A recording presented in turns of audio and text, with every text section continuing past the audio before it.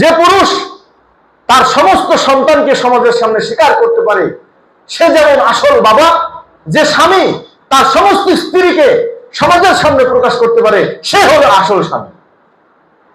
আর যে পরিচয় দেওয়ার সময় বলে আমার বউ একটা, আর এমনি গোপনে রাখে অনেকগুলো, সেগুলো কাপুরুষ, এগুলো কোনো ভালো স্বামী না। কেন ভালো লাগে? আপনার চারটার সাথে প্রেম করতে যেরকম ভালো লাগে আমার চারটার সাথে সংসার করতে পারলে। আপনারটা হারাম, আমারটা হালাল। পুরুষরাও অনেকে আছে বিবাহ করে ভাই গোপনে রাখে।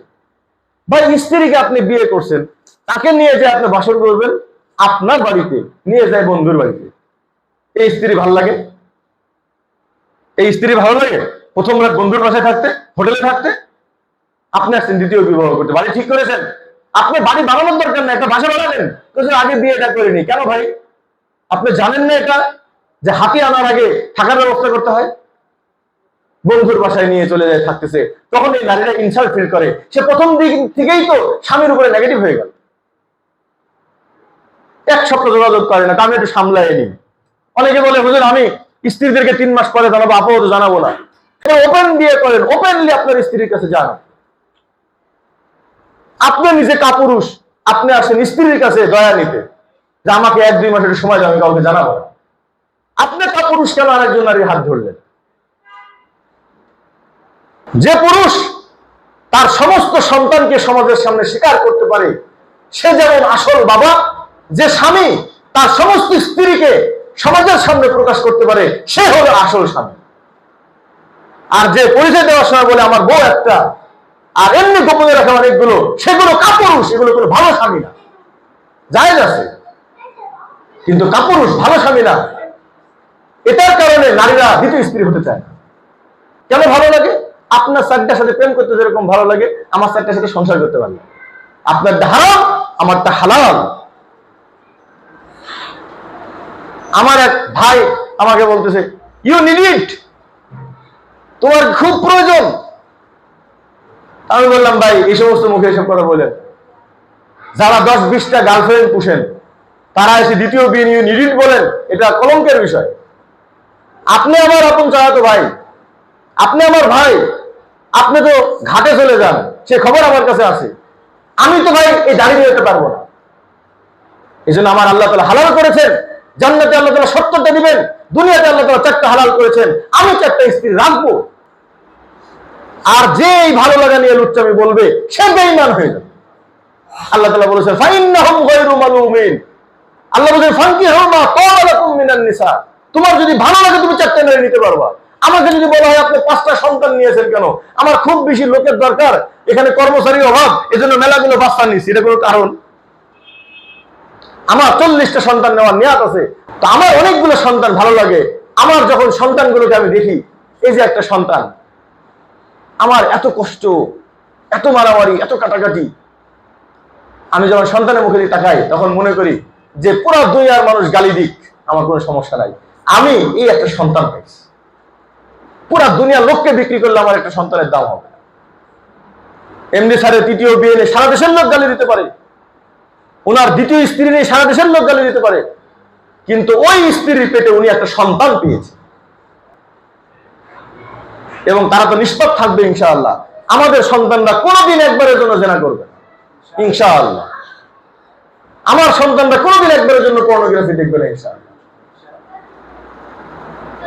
এটা আমাদের নিয়াত হয়ে গেছে, এরকম না আপনারা নিয়াত করেন, পারবেন না ইনশাআল্লাহ।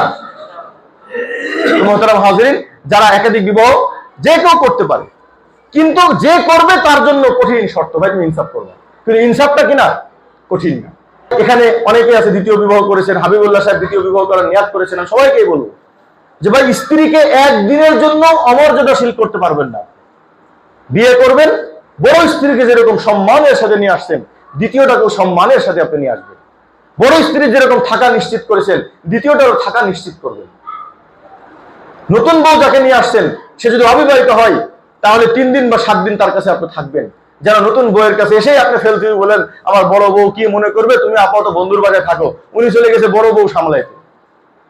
একজন নারী আপনাকে বিয়ে করে আসলো, বাসর রাতে আপনাকে তার দরকার, আপনি চলে গেলেন বড় বউ সামলাইতে, এই নারীর ভাল লাগে?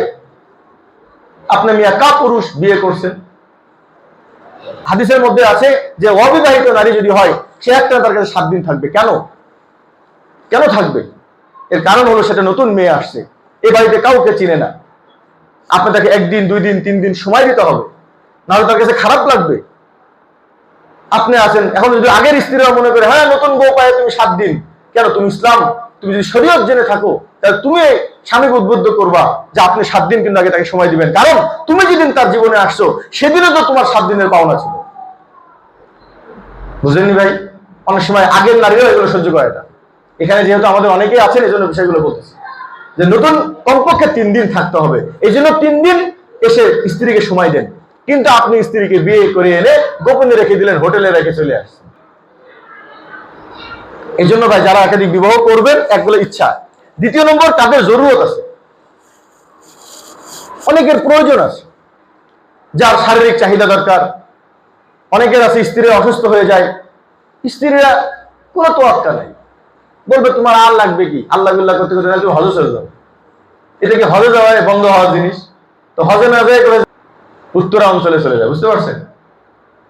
টঙ্গিতে চলে যায়। এই জন্য বউরাও বুঝে না, যখন দেখে যে আমার স্বামীর একটু একটু ভিন্ন ভিন্ন কিছু, তো বুদ্ধিমান বউদের কাজ হলো তার স্বামীকে দিয়ে দেওয়া, তাহলে স্বামী হালাল ভাবে তার কাছে থাকবে। আর যদি স্বামীকে কঠিন করে রাখে, তো হালাল সতীনের আইটু খাওয়া বাদ দিয়ে বেশ্যার আইটু খাবে। ওই স্বামী দলুদিয়ার ঘাটে যাবে, কবে এইডস বাজায় নিয়ে আসবে। তখন স্ত্রীদের উচিত, স্ত্রীদের বিভিন্ন, এখানে আমার সবাই শুনতেছে, নারীরা শুনবে, স্ত্রীদের যখন বাচ্চা কাচ্চা হয়ে যায়, 2-3টা বাচ্চা কাচ্চা হয়ে যায়, অনেক স্ত্রীদের এরকম আছে যে বাচ্চা হওয়ার সময় সবকিছু 2 রাস্তা এক হয়ে গিয়েছে, সহবাসে অক্ষম হয়ে গেছে, এরকম হাজার হাজার নারী আছে। হাজার হাজার নারী আছে যাদের ইনফেকশন হয়েছে, সহবাস করতে পারে না। তো ভাই আপনার স্বামী কি করবে বলেন? তো আপনি যদি বুদ্ধিমতী একজন নারী হয়ে থাকেন, আপনার স্বামীকে একটা নিজে থেকে হালাল স্ত্রী ব্যবস্থা করে দিন। আপনি কেন ঘৃণা করতেছেন? আপনার স্বামী যে একবারে আপনার কাছে আছে এরকম না। এই দেশের মানুষের স্ত্রী একটা, কিন্তু নারী একটা না। 70% মানুষের এরকম, সবাই এক স্ত্রীতে আবদ্ধ, কিন্তু এক নারীতে না। আপনারা বলেন মিথ্যা বলতেছি? তাহলে আপনি যখন সবাই আমার স্বামী মনে হয় খারাপ না, আপনার স্বামীকে মাইকিং করে বেড়াবে যে আমি বেশ্যাখানায় যাই, আমাদেরকে এসে বলে যে হুজুর আমার গুনাহ হয়ে যায়। বোনের কাছে বলে জবাই করে ফেল, তোমার গুনাহ হয় কেন? আরে বোন, আপনার ছেলে এসে যদি বলে আম্মা আমার ক্ষুধা লাগছে খেতে দাও, আপনি তখন বলেন তোর ক্ষুধা লাগবে কি জন্য? নাকি বলেন আসো বাবা তোমার খেতে দিই? আপনার স্বামী যদি কথা বলে যে দেখো তোমার সাথে আমার এখন যে সম্পর্ক, আমার একটা অন্য নারী আমার হলে ভালো হয়, আপনি তো সাদরে বলবেন ঠিক আছে স্বামী, আপনার যদি প্রয়োজন হয় আমি আপনাকে দিব। এটার নাম না ভালোবাসা। স্বার্থপরকে কোনদিন ভালোবাসা বলে? কোন নারী এটা সহ্য করতে পারবে না, তো জান্নাতে যায় সহ্য করবেন কেমনি আপনি? কোন নারী এটা সহ্য করতে পারবে না, এখন সন্তানরা যদি বলে আমার বাবার ভাগ অন্যজন দিবে, আমি সহ্য করতে পারবো না। বড় ভাই যদি সবগুলো জবাই করে ফেলে, কি অবস্থা হবে বলে?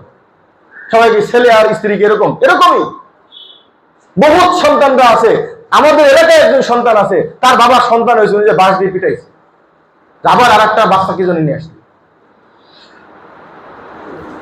তো এগুলো সব অসামাজিক।